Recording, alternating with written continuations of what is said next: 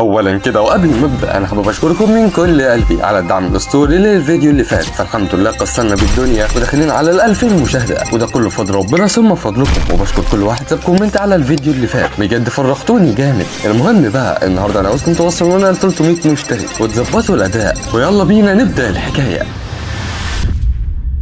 تبدأ حكايتنا عند بطلنا الملقب بالشيطان المجنون، وهو واقف فوق تل وقاعد بيحكي قصص اللي هو حرفيا بيجي مجموعة من الأشخاص وبينادوا على بطلنا، بيلتفت لهم وبيتكلم زيهم وبيقول بطل تضيع وقتنا وسلم اليشم السماوي اللي سرقته. بيتكلم بطلنا بيقول له انت أحول يعني ولا ايه؟ يعني مش شايف انا قاعد بروي قصة؟ بيرد عليه وبيقول له هو انت يا ابني تعبان في دماغك؟ انت اتحكم عليك بالموت، ليه قاعد بتضيع وقتنا؟ بيرد عليه بطلنا وهو بيطلع حاجة من معاه كده وبيقول له ايه اللي هيحصل يعني لو رميت دي من فوق التل ده؟ بتأسف له المأمور وبيقول كمل كلامك يا كبير واحنا متأسفين. بيكمل بطلنا كلامه وهو بيفخم في نفسه قد ايه هو مفيش منه اتنين، وقد ايه البنات كانوا ميتين عليه والكلام ده. بيقطع كلامه المأمور وبيقول له ده اللي انت فاكره ياض يهبل، انت عارف ايه سبب منع استخدام الاغراء ضدك؟ بكل بساطه لان الفتيات الجميلات ما كانوش قادرين يمثلوا على انهم معجبون بك، ودي الحقيقه يعرفها العالم كله. بيبص له كده بطلنا وبيقول له انت قد كلامك ده؟ بيرد عليه المأمور وبيقول له ايوه. بيقول له بطلنا انا شكلي هرجع في كلامي وهرمي اليشم ده من هنا. بيقول له المأمور طبعا لو حلفت لك اني كنت بهزر مش هتصدقني. طب على العموم يا سيدي انا متاسف جدا لحضرتك واتمنى انك تسامحني ويا ريت تكمل قصتك. بيكمل بطلنا كلامه وبيقول عشان اكون حاكم فنون القتال اصبحت مجنونا بكل المهن، وده انا الشيطان المجنون. طبعا بيكونوا واقفين وراه المأمور الضوء الساطع واتباعه، وبيكون باين على المأمور قد ايه هو مبدون من الكلام ده. وبيقول للشيطان المجنون استسمحك بسؤال. يرد عليه بطلنا وبيقول له اتفضل. يقول له المأمور ما تاخذنيش عن وقاحتي، هو حضرتك خلصت سرد قصتك؟ بيرد عليه بطلنا وبيقول له لا لسه. فبيتبدل المأمور اكتر. بيكمل بطلنا كلامه وبيقول بعد تحمل الموقف ده بقى كل شيء بلا معنى، والاوقات اللي قضيتها بالسفر لتحقيق العداله لهذا العالم. بيقطع كلام المأمور وبيقول له هو انا بس لو ما كنتش غلطان، بس هو انت مش من احد اكبر المطلوبين في العالم، ده انت راجل اعلى مني في قائمه المطلوبين، وانا اكبر الاعضاء في الطائفه الشيطانيه، ومش برضه لقب الشيطان المجنون طلعته عليك قوه العداله. بيبص له كده الشيطان المجنون وبيقول له كلمه كمان وهرمي اليشم ده. يتاسف له المأمور عن وقاحته، والشيطان المجنون بيوجه كلامه للمأمور وبيقول له يا مأمور الضوء الساطع، نظرا لزي انت عامل زي الكلب العويل ده، واضح ان اليشم السماوي ده حاجه جامده فشخ. وبيستغل بطلنا الفرصه دي وبيقعد يضايق فيه. بيتكلم مأمور من تحت لسانه كده وبيقول له مش معنى انك معاك اليشم السماوي يعني تقدر تتكلم براحتك. بيرد عليه الشيطان المجنون وبيقول له ما تيجي تضربني قلمين احسن ولا اقول لك انا هرمي اليشم ده. بيرد عليه المأمور وبيقول له انا متاسف جدا، وايه رايك في انك تسيب فكره رمي اليشم ده وخلينا نتفاهم بالهداوه كده. بينفكر عليه الشيطان المجنون بيقول له عايزنا نتفاهم؟ انت ياض يا ابن الصرمه بتلحن بقالك ايام من غير ما تدينا اي فرصه للراحه، ده عندها يالا، ده بسببك ما عرفتش انام او اكل حتى، كل ده كوم، وان اقعد اسبوعين من غير ما اعرف اعمل حمام ده كوم تاني، انت ما بتعرفش قد ايه الموضوع ده كان صعب عليا. يرد عليه المأمور وبيقول له اديني بس اليشم السماوي واحنا هنتغاضى عن قتلك وهنخفف حكمك شويه. بيرد عليه الشيطان المجنون بيقول له اديك؟ ده انا هديك فعلا، هديك واحد قلوط ملوكي من بتوعي. وبيبلع اليشم السماوي بيقول له ده في الحقيقه طلع طعمه بطعم الخوخ. بيقف كده المأمور وبيتوتر من فكره القلوط ده، وبعدين بيستوعب ان الشيطان المجنون بلع اليشم وبيجن جنونه بيقبل اتباعه بالهجوم. بيقف بطلنا وقفه استعداد، بيهجم عليه الاول بيتفادى هجومه وبيضربه بالبوكس اللي بيطيره بعيد، وبقوه بينزل على ظهره بيخليه زي التليفون الفل بيتنيه حرفيا. وراهم التالت بيهجم وهو بيرتعش، بيجمع بطلنا قوته وبوم البوكس اللي بيزلزل المكان. بيتكلم شيطان المجنون المأمور بيقول له ما تسيبك يا معلم من اللعب العيال ده وتعالى راجل لراجل. بيؤمر المأمور اتباعه بالتراجع. بيتكلم الشيطان المجنون بيقول له ده حتى الكلاب طلع لها الصوت، ده انت ما كنتش تجرؤ على اظهار وجهك امامي لما كنت بكامل صحتي، ولكنك الان تتصرف بتفاخر وبتعالي كما لو انك الاقوى هنا. بيهجم عليه المأمور وبيقف الشيطان المجنون وقفه استعداد وبيهجم عليه هو كمان، بينتج انفجار مهول وبيطير الشيطان المجنون من اثر الهجوم ده. بيقول شكل رغبتي في قتله بحالتي دي موضوع مبالغ فيه، ومن ورا الدخان بيظهر مأمور وحرفيا دراعه ما بيكونش نافع تاني. بيتكلم وبيقول قدرتك على اخراج كل الطاقه المهوله دي، فده يعني انك كنت تمتلك قوه اكبر بكتير من ما يعرفها العالم عنك. وبعد ما بيلاحظ ان الشيطان المجنون هيهرب منهم وبيزعق باعلى صوته وبيشتم فيه، بيبتسم كده وبيرد عليه وبيقول ان كده ضمنت ان محدش هيقدر ياخد اليشم السماوي، وبيرفع له شعار خدها عشان ما خدتش، وبيقول له اللي يقدر يحصني يفرشني. بيتحاسبن على المأمور وعلى اجداده وعلى الجيل اللي نفضه. بيؤمر اتباعه بالتحرك فورا وعلى الاقل يلاقوا جثته. واما بقى عند بطلنا بيتكلم على نفسه وبيقول انا بالفعل قتلت العديد من نخبه مقاتلي الطائفه الشيطانيه، وقد سرقت وتناولت العنصر المقدس الخاص بيهم، وعشان كده انا اظن ان حياتي دي كانت مثيره الى حد ما. وبيستسلم لموته. ولكن هل تعتقد ان دي النهايه يا صديقي ولا معايا كده؟ لا والله بوم الواد بيلاقي نفسه انتقل لمكان تاني، وبيظهر واحد من وراه بيقول له انت قمت بتناول حاجه بتحتوي على روح بدون ادنى تردد، وده ان دل على حاجه يدل على قد ايه انت مجنون. برد عليه الشيطان ومجنون بيقول له حبيبي يا اسطى تسلم والله، بس ما قلتليش برضه يا عجوز انت قوتك دي حقيقيه ولا فوتوشوب؟ بيرد عليه العجوز بيقول له سيبك انت من الكلام ده، دلوقتي الحبه السماويه اللي حضرتك كلتها دي كانت بتحتوي على عدد هائل من ارواح النخبه مقاتلي فنون القتال، فتلك الارواح التي لم تتمكن من الوصول الى قمه فنون القتال عليك الان داخل جسدك، وان نمت ستستيقظ تلك الارواح، وان اكلت ستشارك الارواح جوهر الطعام معاك واللي هو صباح الفل. وتخيل معايا كده يا عزيزي المتابع ايه ردة فعل بطلنا من الكلام ده؟ هل هيتضايق مثلا او هيشوف ان الموضوع ده هيسبب له مشاكل؟ يشرفنا اقول لك ان كل توقعاتك غلط، وان ردة فعله انه فرح وفكر نفسه انه بكده هيكون اقوى. بيتحاسب ان العجوز مع نفسه بيقول ده ايه البلاوي اللي بتتحدف علينا دي؟ ده من اي مصيبه طلع لي المجنون ده؟ وبنظره كلها جد بيواجه كلامه لبطلنا بيقول هو اللي انت اللي بلعت الحبه السماويه. بيحس بطلنا انه هيموت من نظرته، بس بيتكلم مع نفسه بيقول ان قوته تتجاوز حدود فهمي، ولو ما اديتوش الاجابه اللي هو عايزها فهموت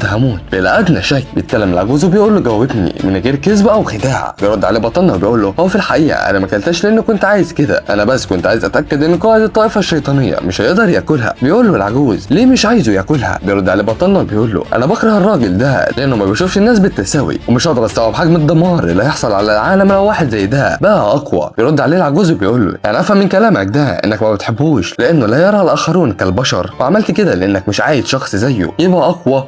يعني دي طريقتك لفعل الخير، ده سبب كويس. بيتنهد كده الشيطان المجنون وبيحمد ربنا. بيقول له العجوز حبل النجاه اللي هنزلهولك هيكون الاخير ومش هقدر على مساعدتك لان هتلقى عقابي بالفعل، وده هيكون الخيار الامثل اللي اقدر اقدم له ليه وافضل هديه ستحظى بها. بيبدا يستخدم تقنيه غريبه كده وبيخرج منه طاقه مهوله. بيستغرب بطلنا ما بيكونش فاهم ايه اللي بيحصل، ومره واحده بيصحى من النوم وبيبص حواليه وما بيكونش فاهم ولا مستوعب ايه اللي بيحصل ده، وبيبدا يركز في المكان وبيفتكره بيطلع ده المكان اللي عايش فيه وهو طفل، وبيقعد يفكر وبيسال لو كنت انا في المكان اللي عشت فيه في صغري يعني معنى كده ان رجعت بالزمن. بيتحمس جامد وبيقول معايا فرصه لاكون اقوى من ما كنت عليه، ولكن بيحس بوجع في جسمه كله وبيخمن انه خد علقه ملوكي. بيخرج من الاوضه اللي كان فيها وبيطلع في الواقع المكان اللي عايش فيه ده خماره، وبيشوف المكان وهو مدمر حرفيا. بيفتكر اللي حصل يوميها واثناء تهديته اللي عمله. سأله واحد من الزبائن وقال له انا ملاحظ انك قاعد بتجمع فلوس، ناوي تعمل بيها ايه؟ بيسكت كده بطلنا وبيفكر وبيقول له انا ما اقدرش اقول ان حرفيا يائس لان والداي ماتتا بالفعل، ولكن اذا كان سؤال عابر فهزر معاه. بيرد عليه بطلنا وبيقول له انا حلمي بالاستمتاع لاغنيه من الفنانه تشاه يانج في بيت زهره البرقوق، ولكن بسبب الكلمتين دول بيطلع اشاعات وانتشرت بصوره مهوله. فبسبب الاشاعات دي جه مجموعه من الاشخاص تبع الفنانه ورزعوني علقه ملوكي ودمروا المكان،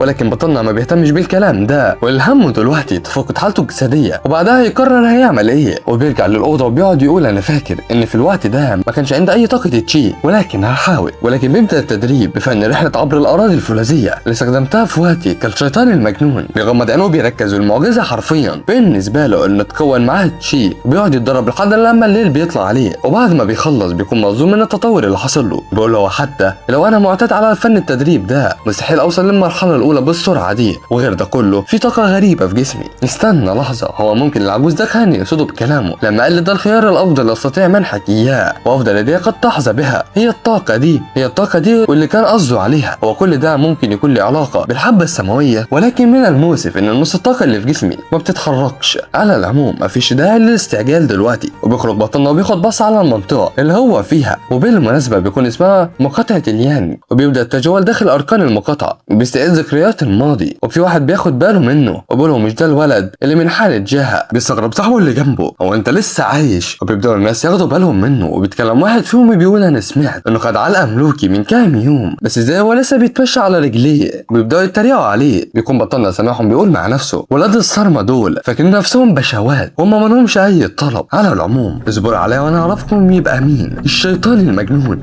واثناء تجوله بيوصل لبيت زهره البرقوق وبيفتكر كل اللي حصل له من ضرب وشتيمه ونظرات احتقار والياس اللي وصل له ومن تدبير الحانه بتاعته والكلام الناس عليه. بيقطع تفكيره صوت واحد بيكلمه بيقول له انت بتعمل ايه هنا؟ اوعى تكون ناوي على احراج بيت زهره البرقوق، ولكن هل هتقدر اصلا؟ اكيد هتخاف وهتعيط وهتطلع تجري من هنا، لان انا شفتك وانت بتتفشخ. يلا انا مصدوم بصراحه انك لسه عايش وجاي لهنا كمان عشان تتفشخ تاني، وانت ما بتردش ليه؟ وانت كمان بتخرس بعد ما اتفشخت ولا ايه؟ برد عليه الشيطان المجنون وبيقول له هو انت قلت لي اسمك ايه؟ الراجل بيجن جنون وبيهجم على الشيطان المجنون، ولكن بكل لا مبالاه بيتفادى هجومه واحلى مسا عليه. بيتحرك الشيطان المجنون ناحيه بيت زهره البرقوق، ولما لما بيوصل بياخد الحارس باله ان هو الولد اللي فشخوه من يومين. بيزعل بطلنا بيقول له انت عايز تتفشخ تاني ولا ايه؟ يرد عليه الشيطان المجنون بيقول له هي دي طريقتهم بالترحيب بالضيوف. والحارس لما بيسمع الكلمتين دول بيجن جنونه. وما شاء الله بطلنا واخد دكتوراه في انه يبطن على الخلق، بيتفادى هجومه وبيمسك دماغه واحلى مسا عليه. وبعد ما بيخلص عليه بينفض نفسه وبيتوجه للدخول وبيمسك الباب وبيفتحه وبيزعق باعلى صوته وبيقول له انتوا بتعملوا ايه يا اولاد الصرمه؟ تعالوا هنا واستقبلوا ضيوفكم. بيجوا له 2 من الحراس وبيقولوا له انت اتجننت ولا ايه؟ انت اصلا عارف انت واقف فين؟ بيبتسم كده بطلنا وبيقول له اللي هو مش واضح ولا ايه؟ مش ده مكان للشرب والاستمتاع برضه؟ انت فكرت اني جيت هنا من غير ما اعرف؟ تبقى غلبان والله. والحارس لما بيسمع الكلمتين دول عصافير دماغه بتطير ولسه هيهجم عليه وفي حد بينادي عليه وبيوقفه وبيقول له خليه يدخل. بيبتسم كده بطلنا بيقول له ايوه فاكر الراجل ده مدير بيت زهرة البرقوق سنجد. اتكلم سنجد وبيقول له انا ما اقدرش اضرب زبون، في الزبون دايما على الحق. بيضحك على الشيطان المجنون بيقول للحارس ها سمعت ولا احب اسمعك انا؟ بيتكلم سنجد وبيقول جهزوا له ترابيزه كويسه للشرب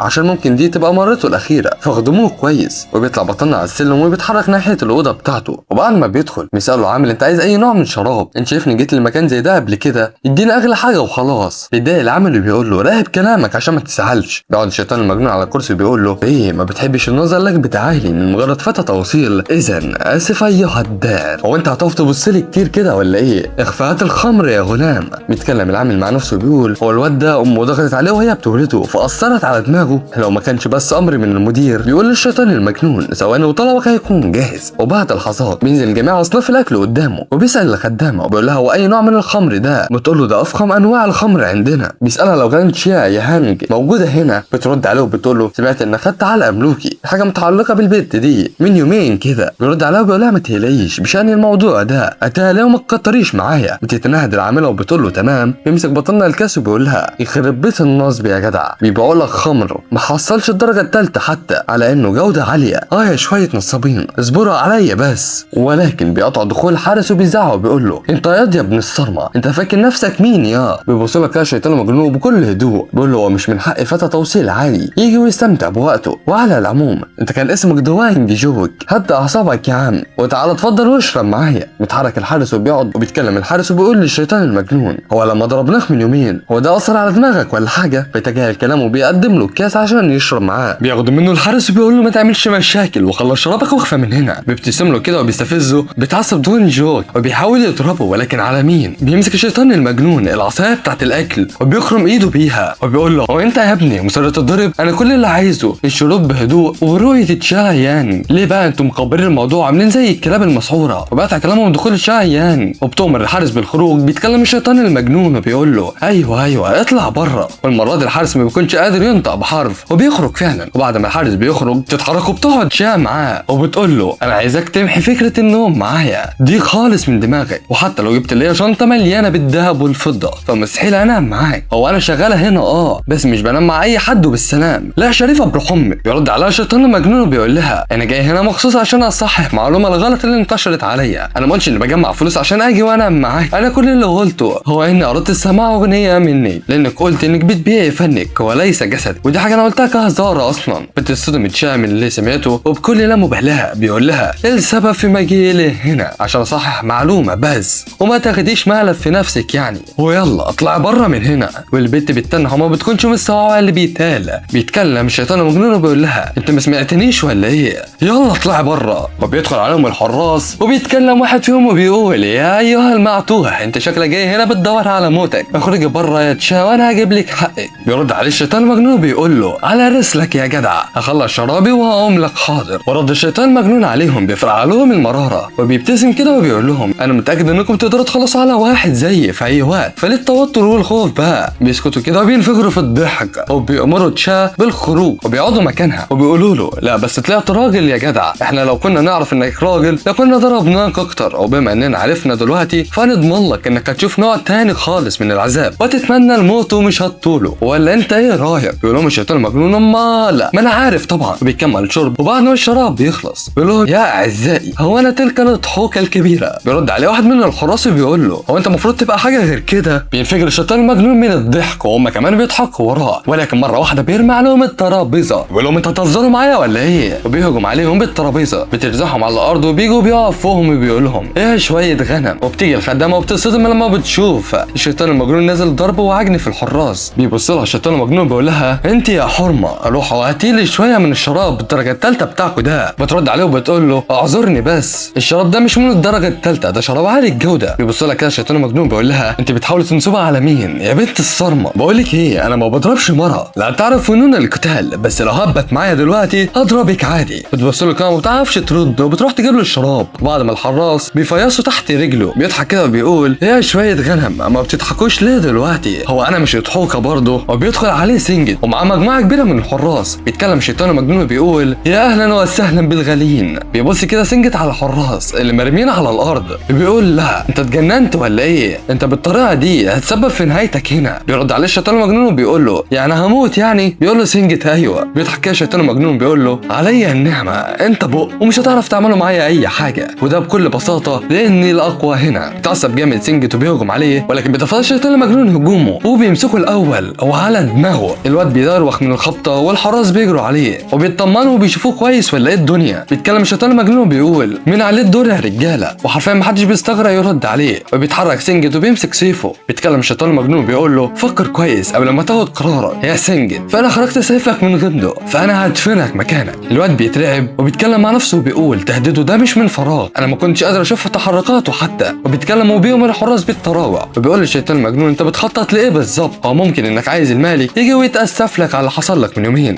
بيرد عليه الشيطان المجنون بيقول له هو الموضوع مش واضح ولا ايه؟ خلي المالك يجي لهنا حالا. بيرد على سنجد وبيقول له تمام. وبيؤمر الخادمه بتجهيز ترابيزه جديده في الاوضه اللي جنبهم. وبيقول للشيطان المجنون لو ما كنتش ترغب في قتل هؤلاء الحمقى فسيبهم لينا، وغير كده قتل سكان المدينه لبعضهم البعض يعد شيئا مبالغ فيه، الا تظن ذلك؟ بيبص له كده الشيطان المجنون بيقول له بالتاكيد. اما سنجد مع نفسه بيقول تعبيرات وشه مستحيل تبقى كده الا لو كان ارتكب افعال زي ده قبل كده. وبينتقل له للاوضه الثانيه. بيتكلم سنجد وبيقول له هو انت كنت دايما بالمهاره دي في القتال، بس ازاي انا ما سمعتش عنك قبل كده؟ بيرد على الشيطان المجنون بيقول له انا بس كنت مانع نفسي لان ابويا امر لا اقاتل، ما تشغلش بالك انت بالكلام ده. سنجد مع نفسه عارف ان الشيطان المجنون بيحاور عليه وما بيقولش الحقيقه. بيتكلم سنجد وبيتاسف للشيطان المجنون عن اي سوء تفاهم حصل قبل كده. بيرد عليه الشيطان المجنون بيقول له شكرا لتفهمك يا روح امك، لقد بدات انزعج قليلا وطريقه اعتذارك لي تصير غضبي. هو انا المفروض عليا ان اكسر بعض من عظامك لتتحدث بشكل افضل؟ بيترمي سنجد على الارض زي الكلب وبيقعد يتاسف للشيطان المجنون وبيقول له ده اول مره في حياتي انحني لاحد وانا اسف بجد. وايوه مين اللي بيطب عليهم بيشوف سنجد مرمي زي الكلب على الارض ومتخرشم حرفيا؟ ايوه هي البت تشا. البت بتقف وبتتنح كده ما بتكونش مستوعبه وبتقول حتى انت يا سنجد تتحط عليك. بيتكلم الشيطان المجنون وبيقول يا اهلا وسهلا، انت واقفه هناك بتعملي ايه؟ ما تيجي هنا وتقعدي معانا. بيتكلم سنجد وبيقول لها هات ازازه عصير عناب وتعالي حالا. وبتجيبها فعلا وبتروح تديها لسنجد. بيرد على هو عصافير دماغه الطايره وخايف بسبب الحركه الغبيه دي يموتوا هما الاثنين هنا. ولا انت نسيتي مخك في البيت وجيتي من غيره ولا ايه؟ سب له يا بنت الصرمه. البنت بتقول له تمام وهي مرعوبه ومش فاهمه اي حاجه وبتروح فعلا وبتبدا تصب الكاسه. بيتكلم الشيطان المجنون وبيقول لها هقول لك على حاجه كده. بتقول له قول. بيقول لها ان فتى الحانه يمكن ان يحب بصدق ايضا. البنت بتبص له كده وشكلها هتقع ولا ايه؟ وبيكمل كلامه وبيقول وعلى اي حال الحب ده مش ليكي طبعا. بتبص له كده البنت وبتقول مع نفسها يعني هتف في بقك يعني ولا اعمل ايه؟ بيأمرها سنجد بالخروج وبتخرج فعلا. اما سنجد مع نفسه بيقول الله وكيل انا لو مكانها كنت هقول يا ارض انشق وبلعيني. بيتكلم الشيطان المجنون بيقول له انت يالا بطل شغل التمثيل ده لان بكرهه وعينيك دي بتخليني مش مرتاح لك. بيرد عليه سنجد وبيغمض عينيه وبيقول له كده حلو يا معلم. بيبص له كده الشيطان المجنون وبيقول له لا ممتاز انت فعلا شاطر في التحدث بادب. بيرد عليه سنجد وبيشكره على الاطراء ده. بيساله الشيطان المجنون هو الملك ما جاش لحد دلوقتي ليه؟ بيعرفوا سنجد ان جماعه القط الاسود موجودين في بيت زهره البرقوق ويكون من الصعب عليه القدوم في الحال. بيستغرب الشيطان المجنون وبيقول له جماعه القط الاسود بيعملوا ايه هنا؟ بيعرفوا سنجد انهم سينشئوا اتحاد في المحافظه بموافقه جماعه القط الاسود ولهذا السبب يحاول الملك كسب ودهم ولكن بسبب ما حدث اليوم. بيرد عليه الشيطان المجنون بيقول له يعني انت عايز تفهمني ان لو خلصت على الملك ستتدخل جماعه القط الاسود في الموضوع؟ بيرد عليه سنجد وبيقول له ايوه بالظبط كده. بيقول له الشيطان المجنون انا عايزك تكتم وتجيب من الاخر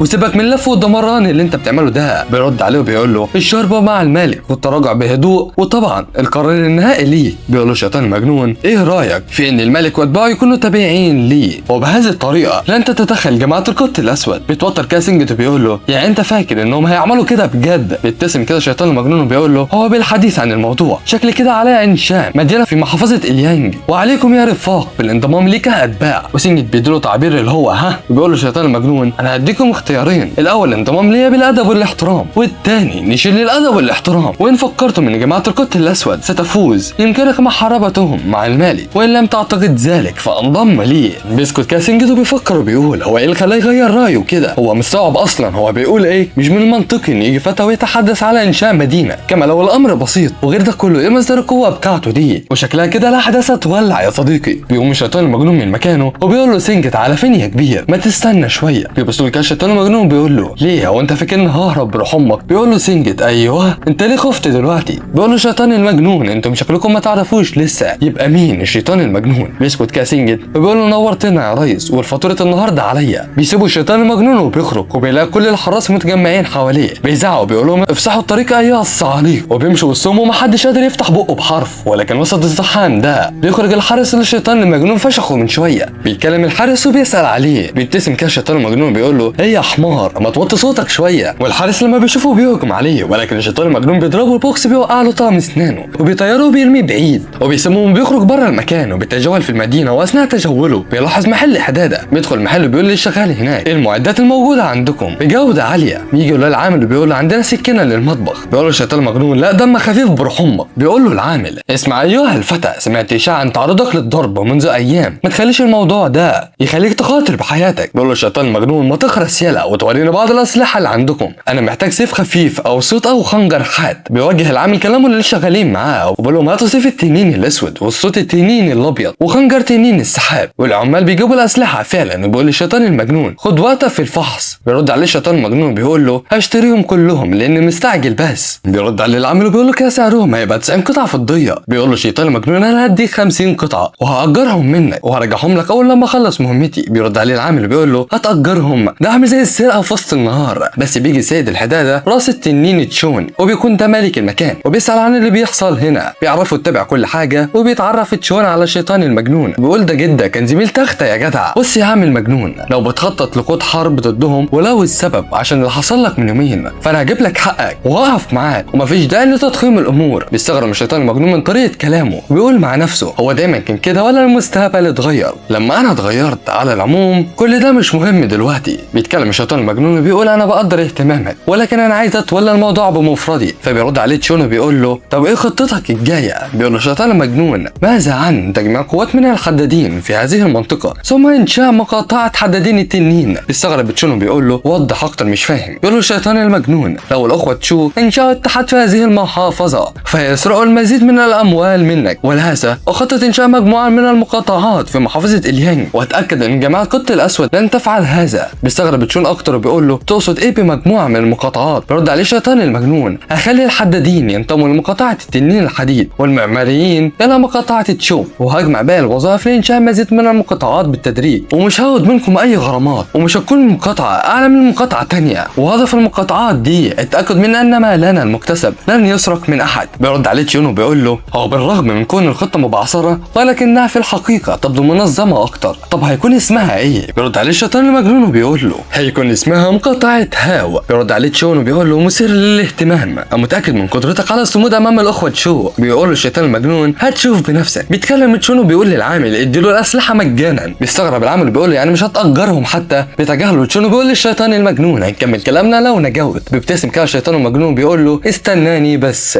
وبيروح وبعد ما بيروح بيحس بدوشه بره البيت. بيخرج وبيشوف مجموعه قاعدين وبيحفروا وواحد قاعد وبيطلع اللي كان قاعد ده الاخ الثاني من الاخوه تشو واسمه ايجول. بيتكلم وبيقول للشيطان المجنون اخيرا جيت، ده انا كنت هستدعيك بمجرد انها حفر قبرك. وبيؤمر الشيطان المجنون انه يجي ويجلس معاه وبالفعل الشيطان المجنون بيقعد معاه. بيتكلم ايجول وبيقول اليوم حصلنا على موافقه اتحاد القط الاسود لانشاء اتحاد في مقاطعه اليانج، الا ان حسالفه التوصيل لا يمكنه تحضير الشوربه بطريقه صحيحه حتى سبب مشاكل في بيت زهره البرقوق. ماذا من المفترض ان افعل بشان هذا؟ يا ايها الحساله اخبرني 3 اسباب لاتركك حيا قبل ان ينتهوا من حفر قبرك. بيرد عليه الشيطان المجنون وبيقول له هو المفروض اعيط يعني ولا اعمل ايه؟ انا مش فاهم، وضح اكتر. ويجول حرفيا لما بيسمع الرد ده بيجن جنون وبيهجم على الشيطان المجنون ولكن جسمه بيتشل مره واحده. وبيبتسم كده الشيطان المجنون وبيثبت ايده في الترابيزه بالخنجر. بيرتعب ايجول من اللي حصل وبيقول له الشيطان المجنون اديني سبب واحد لاتركك حيا. بيفكر ايجول وبيقول له انا دلوقتي فهمت كان قصدهم ايه بان فتى التوصيل عمل مشكله في بيت زهره البرقوق. وبيقطع تفكيره العمال اللي معاه وبيقولوا له يا كبير احنا على وشك الانتهاء من حفر الحفره. بيرد عليهم ايجول وبيقول لهم لا احفروا اكتر، وبيتكلم ويوجه كلامه للشيطان المجنون بيقول ان شكلك استيقظت قوتك، مبروك، وبيهجم عليه ولكن ما بيلحقش يعمل حاجه، والشيطان المجنون بينجح في اصابه ايديه وبيضغط عليه اكتر، وحرفيا جول ما بيكونش مستحمل كميه الالم دي، وبيقول له الشيطان المجنون انت كنت بتقول لي ان الحفره دي لاجل ماذا؟ بيرد عليه جول وبيقول له دي كانت لتخويفك بس.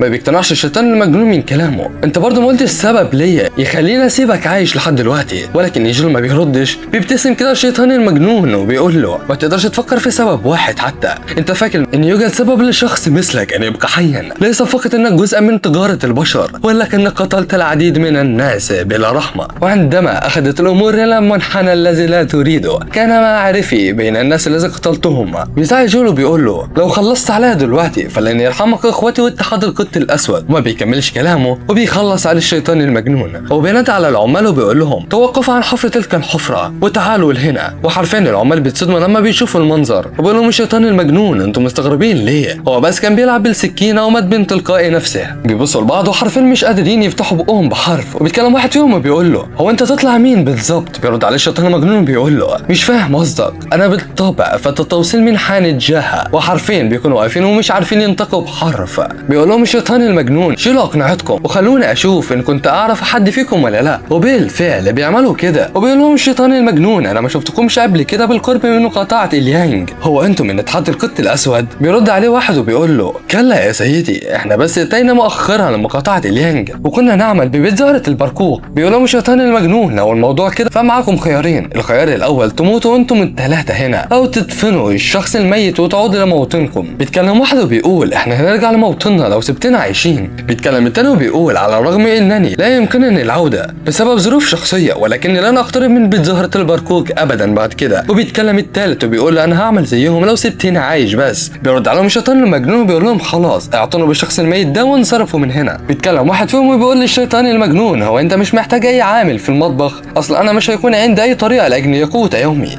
ان لم اعمل ببيت زهره البرقوق. فبيرد عليه الشيطان المجنون بيقول له يعني بتعرف تحضر شوربه الفراخ؟ بيفرح العامل كده وبيقول له بالتاكيد اقدر اعملها وبكل سهوله. بيرد عليه الشيطان المجنون بيقول له ايا يكن اقلب بشان حياتك للوقت الحالي. بيشكر العامل وبيقول له خلاص فهمت قصدك، اذا من فضلك ارتاح. وبيسيبوا الشيطان المجنون وبيخش البيت وبيكلم واحد وبيقول له انت بتعمل ايه هنا؟ واللي بيكلمه ده بيطلع سنجت بيتكلم وبيقول له بس ايه الحلاوه دي يا عم المجنون؟ ده انت هزمت ايجول بالفعل. بيرد عليه الشيطان المجنون بيقول له انت كنت فاكر ان هموت على ايد شخص زيه؟ بيكمل كلامه وبيقول له انا سمعت ان عينيك بخير. بيبتسم كده سنجت وبيقول دي كانت احد مؤامراتي في حسب، بلغتني اصابت عيني وراقبت الوضع بعد ما هربت لمكان الاطباء، ولو ما كنتش عملت كده لكان سيزيد الامر سوء هنا كذلك. وكما ترى انا مفيد وسريع البديهه، وعلى اي حال ما الذي تم فعله بشان الاخوه تشاو؟ بيرد عليه الشيطان المجنون وبيعرفه انه هيخلص عليهم ولو سبتهم في حالهم فستعاني مقاطعه اليانج اكتر. بيرد عليه سنجت وبيقول له انا متفاهم لان السوم هو اسوأ شرير في مقاطعه اليانج ويجب ان تكون حذرا عندما تقتله. بيقاطع كلامه الشيطان المجنون وبيقول له انا عايزك تشتري بعض المقبلات لان عندنا العصير العناب بس وما عندناش اي مقبلات. وحرفيا سنجت هينجلط وبيقول له يا عم احنا في ايه وانت في ايه؟ ما بيردش عليه الشيطان المجنون. وبيتكلم سنجت وبيقول له يعني مفيش مقبلات في الحانه؟ بيرد عليه الشيطان المجنون وبيقول له ايوه ما في. الواد بينجلط وبيتمالك اعصابه وبيقول له طب هات فلوس. بيرد عليه الشيطان المجنون بيقول له بس انا ما معيش فلوس. بيتنقل سنجت وبيتكلم بيقول اتشهرت تلك الحانه باعداد شوربه الفراخ الممتازه، فازاي هبطت كده مره واحده؟ بيرد عليه الشيطان المجنون بيقول له ما تهتمش انت بالكلام ده، اشتري بس الكثير من المقبلات ويمكنك حتى شراء بعض الحاجات اللي بتحبها، وان كان لدينا بقايا طعام من الليله الماضيه فيمكننا اكلهم بالغد. بيقول له سنجت مفهومه وبيمشي، بس بينادي عليه الشيطان المجنون وبيقول له هو انت رايح للتنزه ولا ايه؟ ما تنجز يلا. الواد بيتمالك اعصابه وبيمشي. بيقول له الشيطان المجنون هو انا مش سالتك مره ان كنت ذاهب للتنزه؟ والمره دي الواد بيطلع يجري. وبعد ما بيشتري سنجت الاكل بيقول له سنجت ان موت جيول ده مقلقه عشان لو تدخل السوم او اتباع القط الاسود فهتبقى مشكله. بيقول له الشيطان المجنون لو كنت قلقان فعلا فعليك بالتدريب ايها الحقير،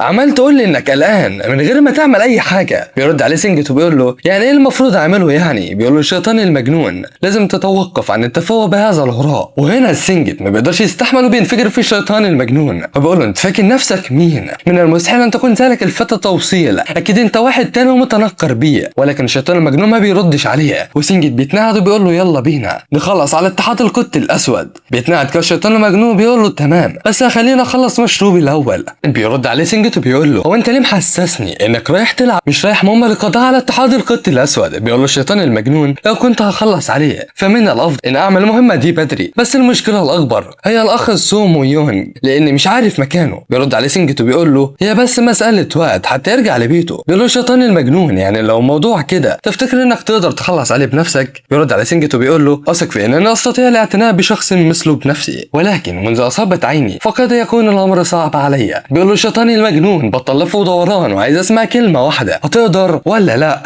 بيقول له سينجيت انا استنى اللحظه المناسبه واشوف ان ما كنت استطيع استغلال مهاره التخفي بتاعتي، وده عشان ابقى سينجيت راجل التخفي الفشيخ. بيقول له الشيطان المجنون يعني اعتمد عليك ولا ايه؟ بيقول له سينجيت ايوه تقدر تعتمد عليا. بيقول له الشيطان المجنون احنا كده يجب ان نتاكد ان الجميع قادرون على الحصول على ما يستحقونه من مال، ونتاكد ان الناس زيك ما ينسوش على ناس غيرهم، ونعتني بالمرضى عندما يحتاجون المساعده، وان اراد احد ما الرجوع للدياره فنسيبه يمشي. بيقول له سينجيت بس اللي بتقول عليه ده هيكون صعب. بيقول له الشيطان المجنون ما احنا لازم نعمل كده عشان هو الصعب، لانه سيكون من الافضل موت عزيزنا سينجيت بيداي. الواد سينجيت بيبعد عليه بالعافيه وبيقول له ده لو كده الموضوع هيبقى سهل ما تقلقش انت بس. بيرد عليه الشيطان المجنون وبيقول له بس اهم حاجه تعتني بالامر كويس، ولو سبت الامور عليك وبعد بالفشل فستاكد بنفسي انك هتروح تقابل الاخوه تشو. بيرد عليه سينجيت وبيقول له يعني دلوقتي انت عايزني اساعدك وبتهددني في نفس الوقت؟ ده انا شكلي هتقاعد وارجع لبيتي احسن لي. بيقول له الشيطان المجنون بالسلامه يا حبيبي، الباب يفوت جمل، بس ما تزعلش لو نجحنا في المهمه دي وبقى عندنا 3 بيوت زي زهره البرقوق وجبت واحد مكانك يمسكهم. الواد عينيه بتلمع كده بيقول له يا عليك ده انا كنت بهزر، بس اهم حاجه نبدا المهمه امتى. بيقف الشيطان المجنون كده وبيقلع هدومه، الواد جسمه بيجيب جاز وبيتوتر كده ما بيكونش عارف يقول ايه. بيقول له الشيطان المجنون انت بتفكر في ايه بس؟ انا عايز اخد هدومك. وبيقوم فعلا سينجيت وبيقلع هدومه وبيقعد يتحاسبن عليه، وبيبص له كده الشيطان المجنون فبيقول له سينجيت مالك بتبص لي كده ليه؟ انا بتحاسبن على السوم. وبعد ما الشيطان المجنون بيغير لبسه وبيقول لسينجيت ايه رايك؟ بيقول له سينجيت لا ممتاز، وبيخرج الشيطان المجنون فبيقول له سينجيت خد بالك على الهدوم. وبعد ما الشيطان المجنون بيوصل لبيت السوم وبيسال عليه بيرد عليه الحارس وبيقول له انت تطلع مين؟ انا واحد من الاتحاد القطي الاسود، خدني دلوقتي للمالك. بيرد عليه الحارس وبيقول له لو انت من الاتحاد فممكن تعرفني اسمك، ولكن الشيطان المجنون بيديله كف ملوكي وبيقول له انا مش فضيلك اروح امك، خدني ليه حالا. بيتاسف له الحارس وبياخده على مكانه وبيقول له استريح ثواني وهنادي المالك. بيتكلم الملك السوم دي اول مره اشوفك فيها، تطلع مين بالظبط وايه رتبتك بين الاتحاد القطي الاسود؟ بيرد عليه الشيطان المجنون وبيقول له مين قالك ان انا من الاتحاد القطي الاسود اساسا؟ بيرد عليه السوم بيقول له اتبع اللي قال لي. بيضحك كده الشيطان المجنون وبيقول له انت ما تعرفش انا مين بجد. وهنا السوم بيجن جنونه بيقول له هو انت فتى التوصيل اللقيط ازاي من حان الجهه؟ بيرد عليه الشيطان المجنون وبيقول له ما انت عارفني اهو، ليه الاستعباط بقى من الاول؟ بيرد عليه وبيقول له انت شكلك اتجننت خلاص، بس استنى انت ازاي لسه عايش وانا متاكد ان اخي غادر قائلا انه هيخلص عليك بنفسه. بيبتسم له كده الشيطان المجنون وبيقول له هي الاجابه مش واضحه ولا ايه؟ انت تقدر تقول كده ان سبب كوني حيا لحد الان هو اني خلصت على اخوه، فيا ترى ايه اللي هيحصل بعد كده؟ وايه هتكون رد فعل السوم على موت اخوه؟ كل ده واكتر هنعرفه في الاجزاء اللي جايه، وسلام سلام سلام.